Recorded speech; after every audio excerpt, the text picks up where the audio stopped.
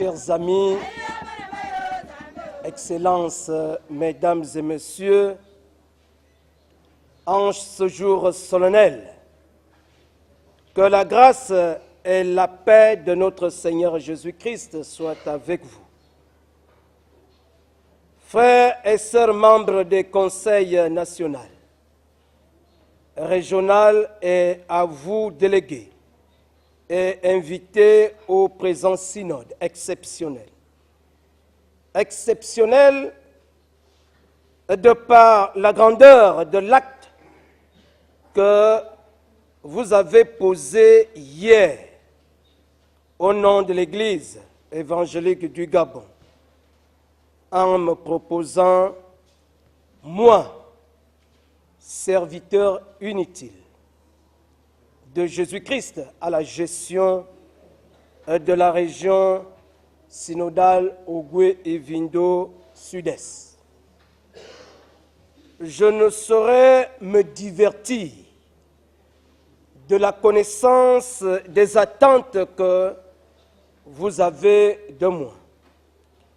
Aussi voudrais-je, avec la force du Saint-Esprit, compter avec vous et chacun de vous pour que je ne sois et demeure votre porte-parole et serviteur de l'Église de Jésus-Christ, promettant ainsi la poursuite de la mission de l'Église évangélique du Gabon, dénuée de toute considération ethno-linguistique, sociale et autres.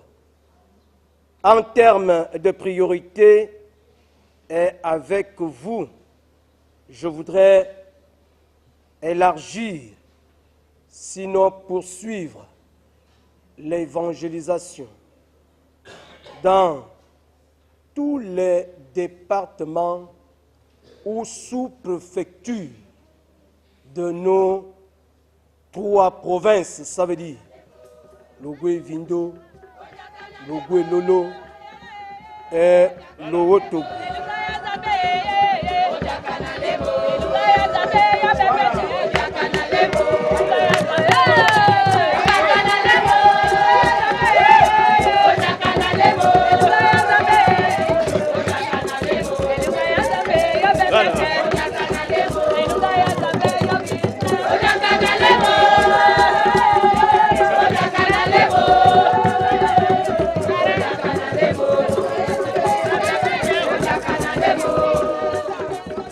Les conseils régionaux, nous avons commencé avec le Goué SUR et Sud-Ouest la semaine dernière. Cette semaine, nous sommes dans le Goué Vindo. La semaine prochaine, début décembre, nous serons dans le Wellington. Et avant la première quinzaine du mois de décembre, nous serons dans le Ntem.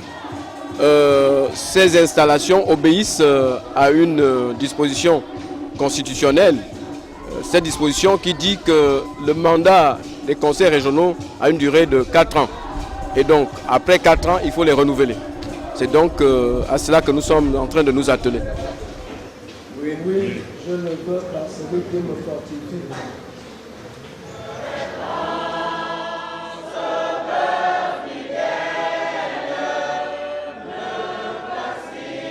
On doit continuer donc à faire ce travail et pouvoir l'améliorer, essayer de remédier à ce qui n'a pas été bien fait.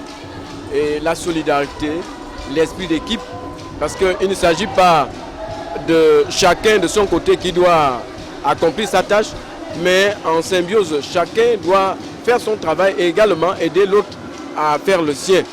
Donc c'est cela. Et dans le message que nous avons donné ce matin, il est dans la continuité de la question que nous nous posons. Est-ce qu'on est dans la soumission ou alors on est dans la conversion? La soumission, c'est le formalisme. C'est les gens qui font et qui vont à l'église sans trop savoir pourquoi, mais c'est devenu habituel. C'est dans nos habitudes, dans nos us et coutumes. Et la conversion, c'est vraiment intégrer le message, s'approprier le message et qu'on le vive dans nos actes. Et ce matin, nous avions parlé de ce texte de la femme adultère.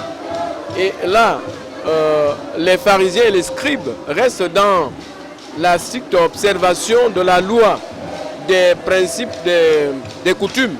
Moïse a dit, il faut lapider. Mais Jésus ne le dit pas. Pour Jésus, il dit, c'est vrai,